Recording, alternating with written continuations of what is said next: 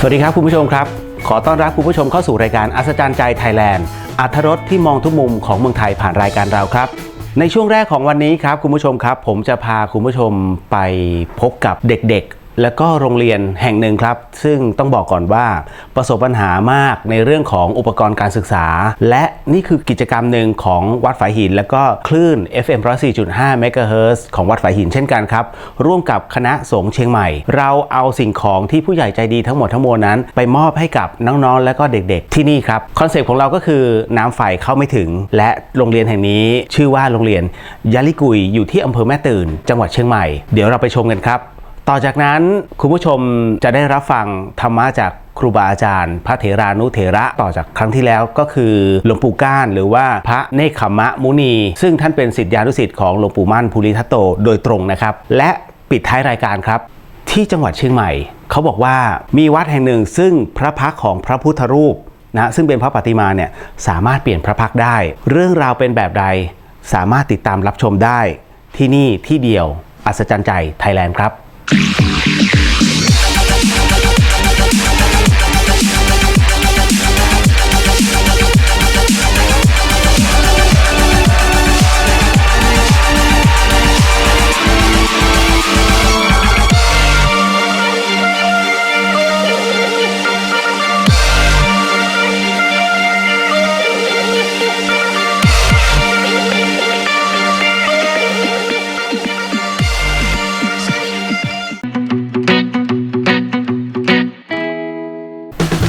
ในช่วงนี้ผมจะพาคุณผู้ชมไปชมโครงการของเราครับชื่อว่าอิ่มบุญอุ่นกายน้อง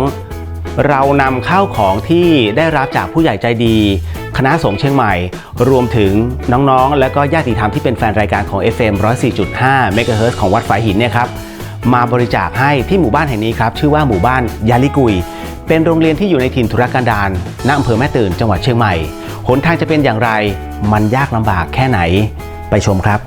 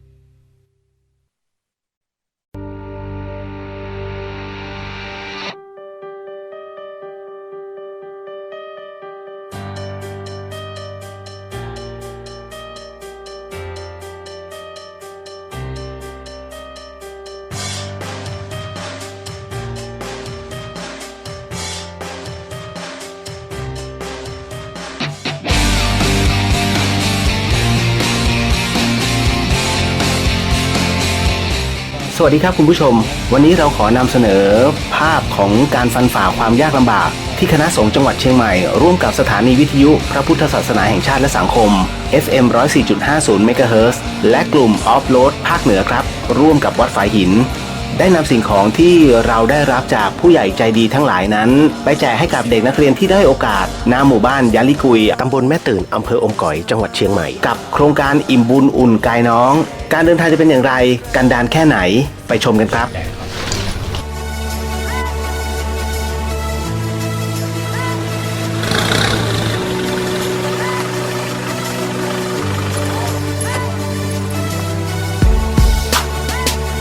Oh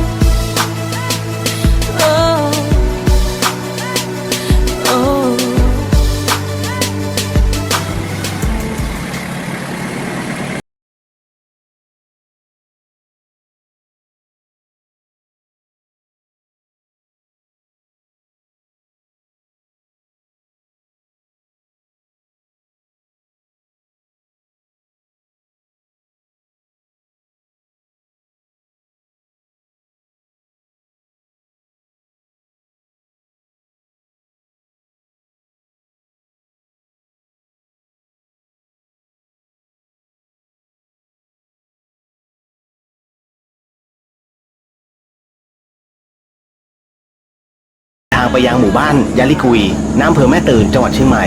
ซึ่งตอนนี้เราอยู่ในระดับความสูง 1,230 เมตรจากระดับน้ำทะเลครับ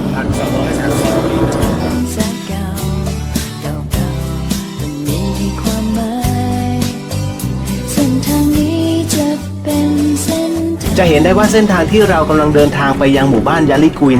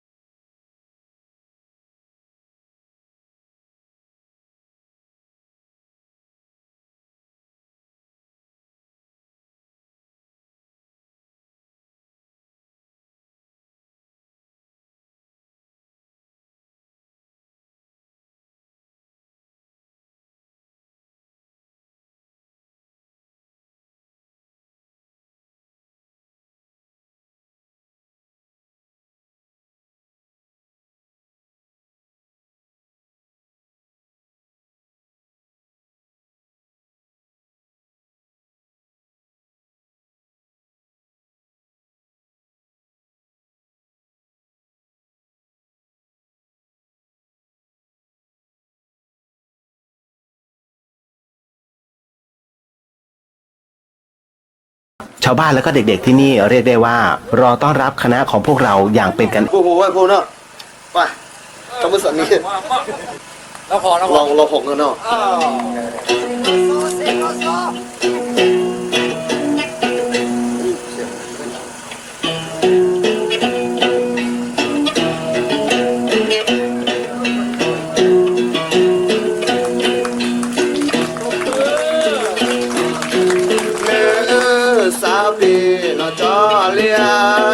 ตาเบรลาจะเชยนาไปลีบาเลนอแน่นาเดือชาดาจะที่จะขอกลาของมือนาเดินเมเนนดอบากาเลียพอชื่อเด็กชายเปรดูและสุภาพดีอีกรอบเอาเลยร้องเลยลูกร้องเลยร้องเลยเพื่อนและเพื่อนจะมาแสดงให้พ่อแม่พี่น้องดูแฮปปี้มากพี่แม่มาดูในเพลงเพลงอะไรครับเพลงอะไรบุญคุณพ่อแม่เชิญรับฟังได้แล้วครับเชิญแล้วอาโมอาปาภาษาอเวอที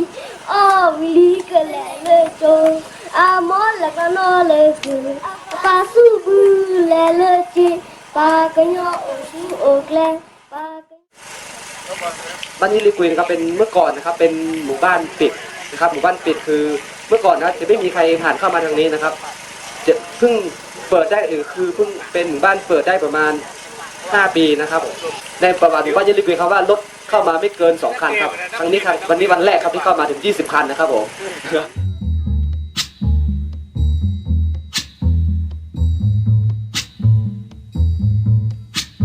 When the night has come and the land is dark and the moon is the only light we'll see. No, I won't be afraid. Oh, I won't be afraid. Just as long as you stand by me. So darling, stand by me. Oh, stand by me. Oh, stand by me. Stand by me.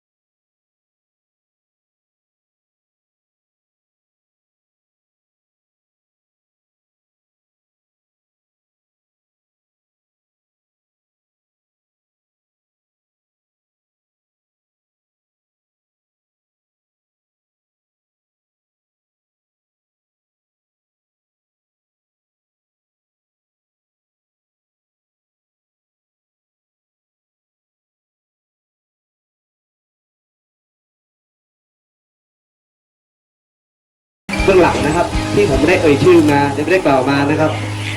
ก็ต้องขอบอกว่าขอบพระคุณมากครับผมขอบคุณครับ ถามตัวเราดูไหมที่ทำทุกวันนี้ใครที่รออยู่ให้ฟังเสียงร้องที่ดังตรงกลางของหัวใจข้างในไม่มีใครเท่าตัวเราที่รู้คำตอบ เป็นยังไงบ้างครับคุณผู้ชมกับภาพที่เห็นความน่ารักของน้องๆน่าสงสารมากครับนี่เป็นเพียงแค่เศษเสี้ยวเล็กๆที่เรานั้นได้มีโอกาสนะฮะแบ่งเบาพระราชภารกิจอันน้อยนิดนะครับขององค์ในหลวงท่านในช่วงนี้ต่อจากสัปดาห์ที่แล้วครับที่เรียกได้ว่าจะให้ท่านได้รับฟังธรรมบรรยายจากพระเถรานุเถระนั่นก็คือหลวงปู่ก้านทิตธรรมโมหรือพระเนคขมมุนีที่วัดราชายตนะบรรพตหรือวัดเขาต้นเกตอำเภอหัวหินจังหวัดประจวบคีรีขันธ์และช่วงนี้ไปรับฟังธรรมบรรยายกันต่อครับพระพุทธเจ้าก็บอกให้ฟังบอกคนนั้นทำกรรมไว้หญิงเปรตก็มีบางทีหญิงเปรตทำไมถึงก็บอกว่าเลี้ยงหมูขายแล้วก็เอาผ้าผ่อนให้มาซื้อผ้านุ่งข้าวห่มนั่นต่างๆก็เลยไม่มีเครื่องนุ่งห่มเครื่องอะไรไงงูเหลือมก็ทำไงล่ะนอนขดอยู่ที่บกหลวกนั่นก็ทำไงไปไหนไม่ได้เพราะว่ามีทรัพย์ห่วงทรัพย์ไปไหนไม่ได้แล้วช้างเนี่ยกินน้ำไข่เป็นผู้พิพากษาตัดสินไม่โกงก็เลยนั่นทุกสิ่งทุกอย่างตอนนี้ผู้นั้นกลับมาก็เลยไปบอกพวกเรานั้นก็เลยมอบทรัพย์สมบัติให้อะไรให้นะนั่นหมดเลยกลับมาถึงนู่นเลยเขาพอจนกระทั่งก็มีพระเจ้าแผ่นดินก็ต้องไปถึงปีก็ต้องไปปลูกปราสาทราชวังอยู่ข้างนอกถึงปีไฟไหม้ท่านก็บอกว่าโทษเผาป่าด้วยแล้วก็มีมีบุตรสาวอีก2 คนหรือเท่าไหร่ก็เพราะอะไรไม่ให้เขามีครอบครัวนะเพราะมันมีผลต่างๆเขาก็เลยยกให้เลยเป็นพระเจ้าศีลสารสูตรด้วยไงเป็นพระเจ้าเป็นเลยไปไม่ถึงนู่นผลอานิสงส์นะแต่นี่ไอ้คนที่เขามาแต่งอีกบางเรื่องอาจจะเรื่องเดียวกันนั่นแหละท่านให้5 ข้อไม่เอาก็ถามมีอะไรมั่งเท่าไหร่ไปปานาอาคินากาเมมุสาสุรานไอ้อื่นไม่อยากการปานาเราก็ต้องฆ่าสัตว์อยู่รับไม่ได้อาคินาก็ไม่ได้กาเมมีอยู่กาเมข้อเดียวเราก็ไม่ประพฤติผิดในรูปนี้ใครไอ้มุสาไม่ได้สุราไม่ได้ก็รับไปถึงการนี่มาก็ถึงก็มาดูรับคนอื่นก็ขึ้นบ้านเศรษฐีขึ้นบ้านเศรษฐีทำไงก็จะมันยาวอะไรไปรักของสารเอาไปบุญเราไม่ได้รับนี่เรารับจากกรรมเองป่าไปเจอไอ้คนใช้มันว่าว นอนอยู่ที่ครัวมันก็บังคับใจให้ทำกรรมเองว่ายุ่งไม่ได้ที่ข้อนี้ไม่ได้ปืนรับจากพระมาไม่ได้ก็จะร้องนักข้อทำเอาร้องก็ร้องไม่ได้รับมาต้องรักษาให้มากพอลากร้องเราเจ้าของบ้านมาจับได้ก็เล่าฟังเป็นอย่างนั้นอย่างนั้นนะรับเป็นมีสินมั่นดีก็เลยเจ้าของบ้านก็เลยให้เอาเข้าไปไม่เคยได้นะให้ไปหาพิมแปะเลยก็ไปถึงบ้านมียาก็ถามบอกว่าทำไงเนี่ยแหมวันนี้ได้ของมาเยอะเลยเป็นไงแหมไปเจอพระที่ท่านบอกให้สีเนี่ยก็เลยเล่าให้ฟังท่านให้ตั้ง5 ตัวแต่ว่า ฉันเลยรับออกมาตัวเดียวเนี่ยก็เล่าไปฟังเมียตกอกถามแกนี่มันโง่แท้ๆถ้าแกเอามาตัวแล้วด้วยเนี่ยก็มันมีต่อยอดต่ออะไรก็ไม่รู้ละคือคนเราทุกคนเนี่ยแต่นี่ถ้าหากว่าเราทำความดีเนี่ยมันต้องได้ดีอะแต่ว่ามันยากอย่างกับที่ว่าทำเนี่ยบางคนต้องฟังเทศน์ฟังกันนานบางคนก็ไม่นานพอฟังปุ๊บรู้เรื่องอันนี้ก็โดยมากสีหน้าเนี่ยสีหน้าเนี่ยของดีแท้ๆแล้วก็คนเราของดีถามว่ามีอยู่ที่ไหนอยู่ที่หาว่าที่วัดที่นู่นที่นี่ที่นั่นที่นี่อาจจะมาอยู่คือเราไม่รู้ว่าของดีมันอยู่ที่ไหนของดีมันอยู่ที่เราแต่เราใช้ไม่เป็นอาจจะมาว่านี้นะมันจานว่าจริงไม่จริงใช้ไม่เป็นคืออะไรถามว่าทุกคนมีปากไหมมีปากด้วยกันทุกคนแต่บางคนพูดออกมามีคนเกลียดบางคนพูดออกมาก็มีคนรักมีคนนั่นก็อะไรบางที่ใช่ไม่เป็นคืออยู่กับพ่อกับแม่ก็เถียงพ่อเถียงแม่ทำงานอยู่กับเจ้ากับนายก็เถียงเจ้าเถียงนายไม่รู้ว่าไปนั่งที่ไหนก็นินทาเขาด่าเขาแล้วถามว่าใช่เป็นไม่เป็นเมื่อใช้ไม่เป็นเมื่อผลที่ไหนก็ไม่มีใครชอบแล้วอาจจะมาเปรียบเทียบอีกอันหนึ่งว่าของครัวเขาทำไว้ดีหมดเรียบร้อยหมดแล้ว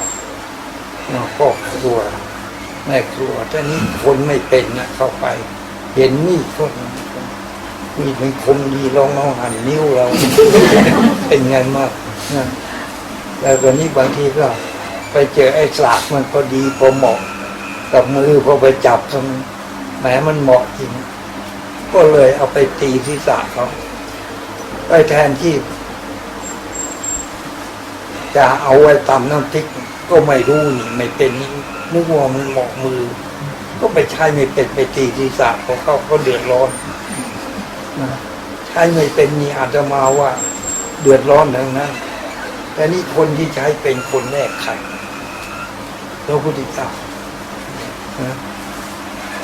กายใช้เป็นไม่ฆ่าสัตว์ไม่ลักทรัพย์ไม่ประพฤติผิดทางกาม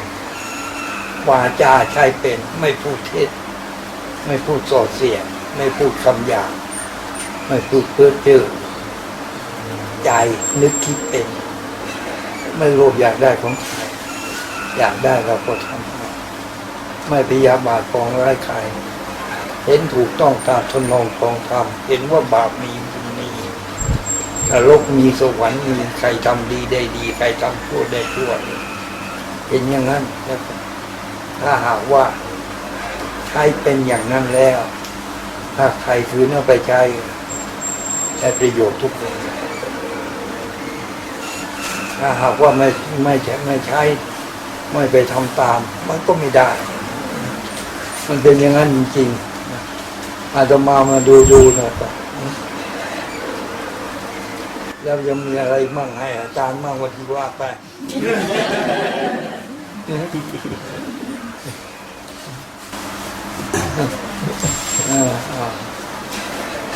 อยู่ที่อยากรู้อะไรถามนะ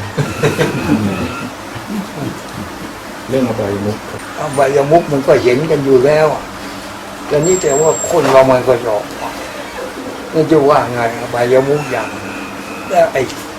ยาบ้ายายาอะไรเนี่ยก็ปราบกันดับกันนะก็มีคนขายอยู่นะคนซื้ออยู่นะอบายมุกก็เหมือนกันเนี่ยพระพุทธเจ้าไม่เชื่อเราไม่บอกนั่นนะดื่มน้ำเมามีอะไรหนึ่งเสียทรัพย์เอาแล้วสองก่อการทะเลาะวิวาทสามทำไมไม่รู้จักอาย อะไรมันมี5 อย่างด้วยกันโทษของการดื่มสุราเนี่ยเล่นการพนันเล่นอะไรพระพุทธเจ้าบอกไว้เสร็จแต่คนเราไม่เป็นไรมันไม่ยอมเข็นเกลียนวันพระพุทธเจ้าบอกให้เข็นเกลียนก่อนบอกมันจอดอยู่นี่พอดีมันเดินมานานให้มันพักเลยมั้ง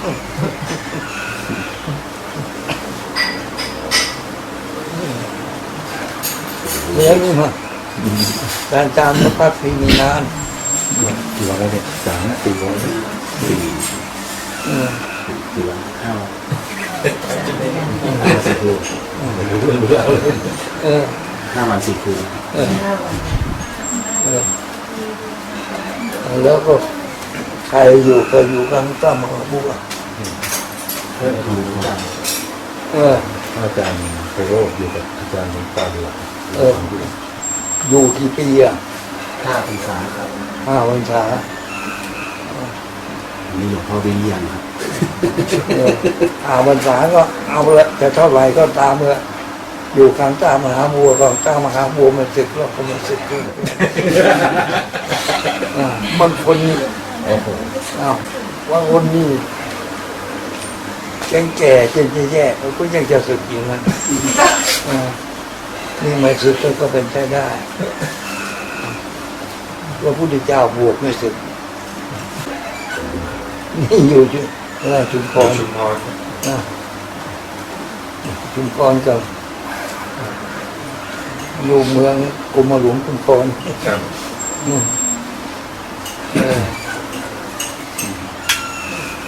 เคยไปเมื่อก่อนวัดสันติธรรมอยู่เมื่อก่อนไปตั้งแต่หลวงปู่สิงห์ยังกันสร้างโบสถ์นึงยังไม่เสร็จตอนนั้นไปกันหลวงปู่เฉลิมเคยไป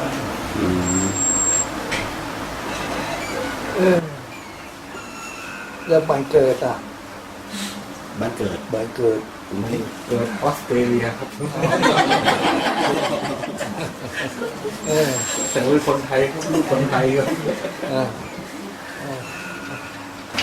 คนไทยหรือคนอะไรก็ตาม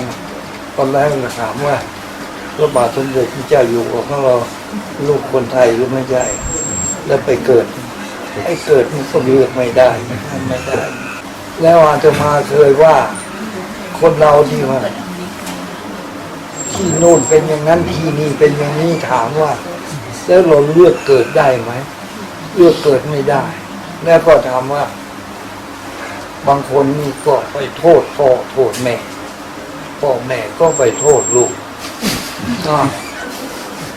แต่นี่ถ้าหากว่าไล่กันไปไล่กันมาแล้วมันโทษใครไม่ได้โทษตัวของเจ้าของจริงถูกเพราะอะไรไปโทษพ่อโทษแม่เพราะเรารู้ว่าพ่อแม่คนนี้ไม่ดีเราคลานเข้าไปในท้องแล้วตอนนี้ทำไมพ่อแม่ก็บอกว่าไอ้ลูกคนนี้ไม่ดีเป็นงั้นแล้วก็ทำไงก็รู้ว่ามันไม่ดีแล้วท้องของเราให้มันเข้ามาตรงผลที่สุดมันที่โบราณบอกว่าน้ำจีนกับน้ำยามันพอกันมันก็ไปเกิดแล้วแม่ถามว่าใครอยากเกิดมั่งในดงในป่าในนั่นมันก็ต้องไปตามนั้นแต่นี้ท่านจึงได้บอกว่าทำที่จะเป็นเหตุจะเดินได้อะไรมันต้องมีไอ้ตัวปลุกรูปแค่นี้ก็เอวังก็มี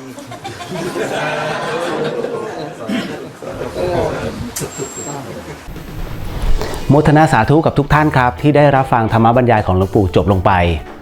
อีกสักครู่เราจะไปรับชมความมหัศจรรย์ของพระพุทธรูปที่ว่ากันว่าสามารถเปลี่ยนพระพักตร์ได้ครับพักสักครู่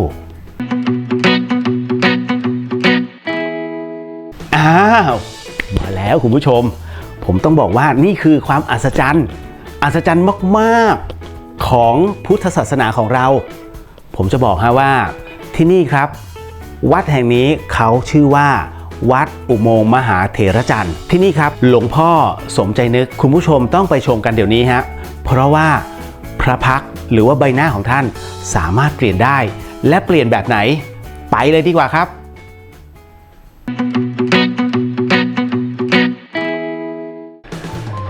สวัสดีค่ะคุณผู้ชมคะ สวัสดีครับ วันนี้รายการอัศจรรย์ใจไทยแลนด์พาคุณผู้ชมมาที่วัดอุโมงค์มหาเถรจันทร์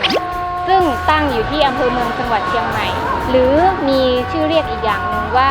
วัดโพน้อยค่ะ ผมต้องบอกก่อนฮะคุณผู้ชมแล้วก็น้องหนูว่าเรามาที่วัดแห่งนี้ตามคำเรียกร้องแล้วก็ตามคำที่คุณผู้ชมแนะนำวัดนี้ว่ากันว่าครับพระพุทธรูปนั้นสามารถเปลี่ยนพระพักตร์ได้ถึง9พระพักตร์ด้วยกันน้องหนู อยากเห็นจังเลยค่ะ นี่แหละอัศจรรย์ใจไทยแลนด์อยากเห็นหรือยัง ค่ะอยากเห็นค่ะ ไปงั้นเดี๋ยวไปชมกันครับคุณผู้ชมครับ ค่ะ ไป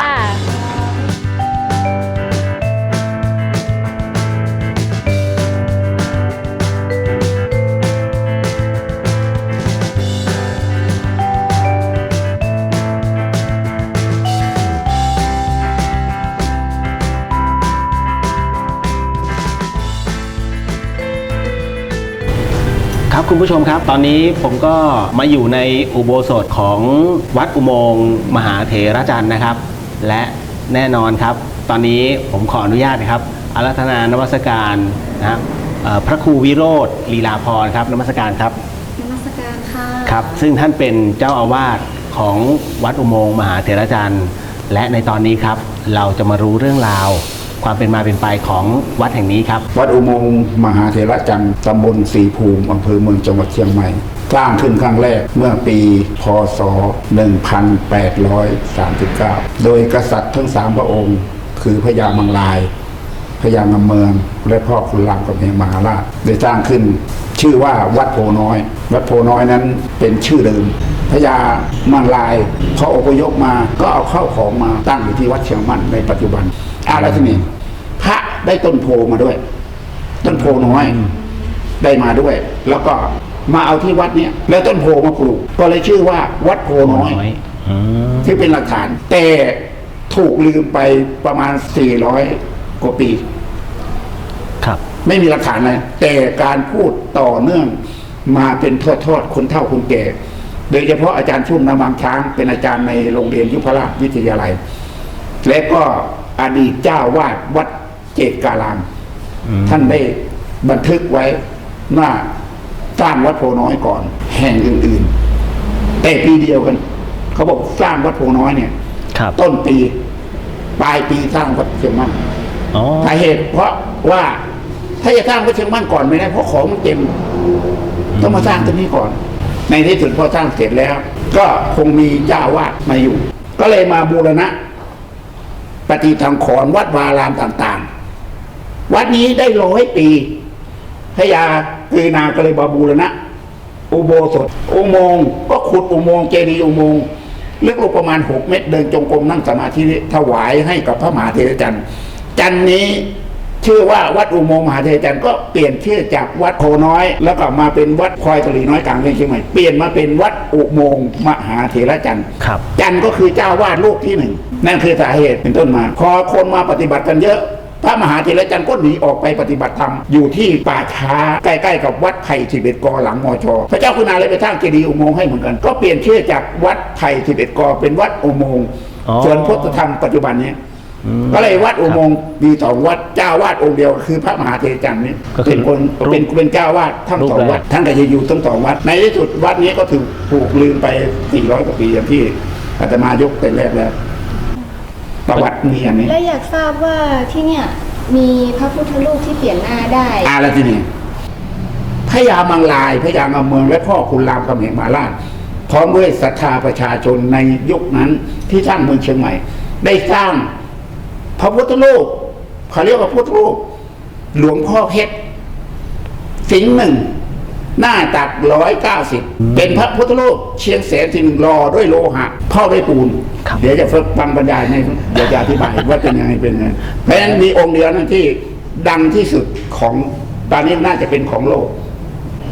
เพื่อไม่ให้เสียเวลาไปกันดีกว่าครับ งั้นเดี๋ยวขอพาคุณผู้ชมไปดูความอัศจรรย์ของวัดอุโมงค์มหาเถรจันทร์กันครับคุณผู้ชมครับตอนนี้ผมมาอยู่ที่อุโบสถของ วัดอุโมงค์มหาเถรจันทร์และต้องบอกครับว่าผมอยู่ต่อหน้าหลวงพ่อเพชรหรือว่าหลวงพ่อสมเจนึกซึ่งเป็นพระประธาน และที่นี่เองครับที่บอกว่าเกิดความอัศจรรย์ขึ้นอีกสักครู่หนึ่งเดี๋ยวพระครูวิโรจน์ท่านจะบรรยายให้ฟังครับว่าปาฏิหาริย์ที่เกิดขึ้นกับหลวงพ่อเพชรนั้นทำไมพระองค์นั้นจึงเปลี่ยนพระพักตร์ได้ครับไปชมครับ ลืมปิดไฟครั้งแรกเมื่อปี2543ก็เห็นภาพลืมปิดไฟก่อนนะ นี่คือลืมปิดไฟ นี่คือภาพที่หนึ่งภาพนี้เขาเรียกว่ายิ้มตลอดการปิดตาเกิดจากแสงเกิดจากศิลปะเกิดจากปาฏิหาริย์ใครๆก็อยากดูภาพนี้อ้วนพระพักตร์อิ่มเอิบแล้วมองแล้วมีความสุขนี่คือภาพที่หนึ่งจะเปิดให้ดูชมที่9ภาพด้วยกันภาพที่สองตามมาตอนเช้ายิ้มอย่างนี้แต่ตอนบ่ายหน้าบึ้งหน้าขึมหน้าอย่างนี้เขาเรียกหน้าผู้บริหารวิชั่นวิสัยทัศน์มองกว้างมองไกลให้ดูตัวเองออกบอกตัวเองได้ใช้ตัวเองเป็นเห็นตัวเองถูกเกิดปัญญาต่อไปภาพที่สามยิ้มตลอดการเปิดตาคือภาพนี้อันนี้ยิ้มตลอดการปิดตาภาพที่หนึ่งอันนี้คือภาพที่สามยิ้มตลอดการเปิดตามีอยู่5ภาพภาพที่หนึ่งดูปากยิ้มตลอดการเลยภาพที่สองดูตาเหมือนก็แขกอินเดียส่วนภาพที่สามน้ำตาไหลเอาหาน้ำตาไหล30 วิบางคนก็เห็นไวที่หัวตาใต้ตาจุดขาวๆจุดดำๆเริ่มเห็นยังภาพที่สี่ยิ้มจนแก้มปริดูส่วนใดจึงเห็นส่วนแก้มก็ได้ส่วนคางก็ได้ส่วนปากก็ได้ส่วนภาพที่5เปิดพระเนตรหน้าเปลี่ยนทันทีเลยเห็นไหมเปลี่ยนไหมเกิดจากแสงใช่ไหมเกิดจากศิลปะใช่ไหมเกิดจากปาฏิหาริย์ใช่ไหม7ภาพแล้วต่อไปภาพที่8หน้าเหมือนแขกอินเดียที่ไหนภาพนี้ต่อไปภาพที่9อ้วนจำมั่มเป็นพุทธรูปเชียงแสนเชียงรายแก้มป่องเลยเห็นไหมทุกคนที่เข้ามาแล้วอยากชมภาพนี้มากกว่าภาพอื่นคือภาพนี้คือภาพที่หนึ่งเนี่ยดูไงก็มีความสุขภาพนี้มีความเมตตากับพวกเราทุกคนอ้วนด้วยภาพนี้แต่ภาพนี้ผอมอันนี้อ้วนอันนี้ผอมภาพผอมเห็นชัดไหมภาพสุดท้ายไม่แน่ใจว่าจะเห็นชัดหรือเปล่าภาพนี้ถ้าเปิดหน้าต่างแกเห็นอมยิ้มแสดงว่าเป็นผู้มีบุญถ้าไม่เห็นต้องกลับมาใหม่เลยใครไม่เห็นต้องกลับมาใหม่นะนี่อมยิ้มเลยเห็นไหมแสดงมีบุญผู้มีบุญตอนนั้นแสงชัดเลยลืมปิดไฟครั้งแรกเมื่อปี2543ก็เห็นภาพนี้เกิดขึ้นโดยบังเอิญคือภาพ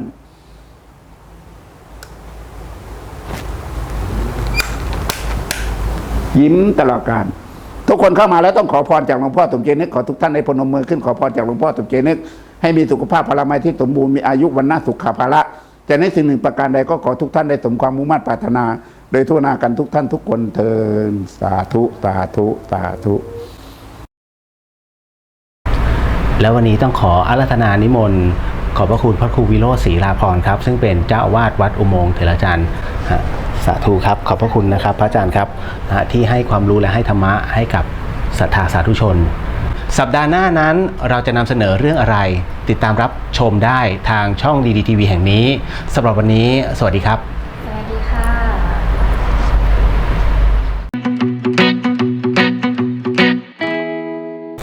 เป็นยังไงบ้างครับ3อรรถรสที่เรานำเสนอภายในครึ่งชั่วโมง